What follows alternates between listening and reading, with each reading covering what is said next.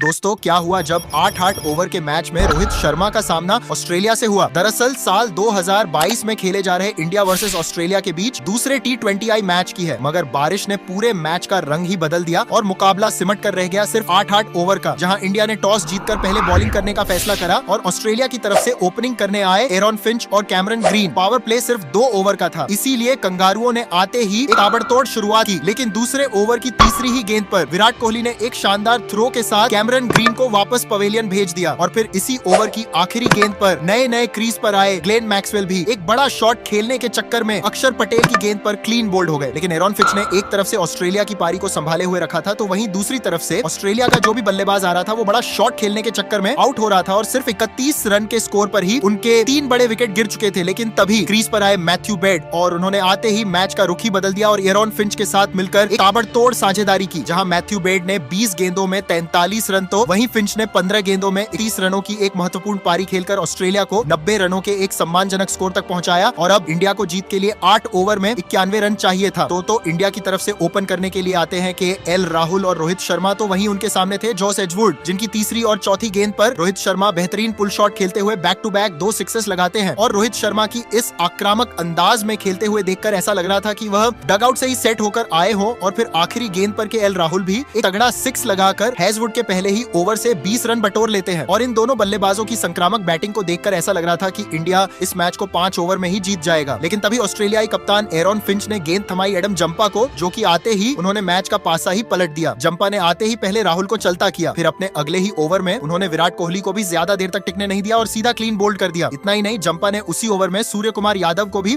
0 run के score पर LBW out करके इंडिया के 3 बड़े बैट्समैन को पवेलियन भेज दिया और मैच ने अचानक से रोमांचक मोड़ ले लिया। लेकिन सामने खड़े रोहित शर्मा को विकेट गिरने से कोई फर्क नहीं पड़ रहा था। वे उस दिन अलग ही मूड में बल्लेबाजी कर रहे थे और जब इंडिया को जीत के लिए 11 गेंदों में 20 रन चाहिए थे तो पेट कमिंस के दूसरी ही गेंद पर हार्दिक पांड्या एक चौका मार देते हैं। लेकिन फिर इसी ओवर में पेट कमिंस ने अपनी स्लो गेंद से हार्दिक पांड्या को भी चलता कर दिए। अब मैच कंगारू के हाथ में जाता दिख रहा था, लेकिन फिर आखिरी गेंद पर रोहित शर्मा एक चौका मारकर मैच को फिर से बराबरी पर ला खड़ा करते हैं, जिससे कि अब इंडिया को जीत के लिए आखिरी ओवर में 9 रन चाहिए थे और सामने गेंदबाज थे डेनियल सम्स। तो डेनियल सम्स अपनी पहली गेंद डालते हैं, जिस पर की बैटिंग करने आए दिनेश कार्तिक एक शानदार लगाकर स्टेडियम का माहौल ही बदल देते हैं और फिर अगली ही गेंद पर एक चौका लगाकर सिर्फ 2 गेंदों में ही मैच को खत्म कर देते हैं। और इस मैच में रोहित शर्मा ने 20 गेंदों में नॉट आउट 46 रन बनाकर ऑस्ट्रेलिया को उनकी नानी याद दिला दी थी।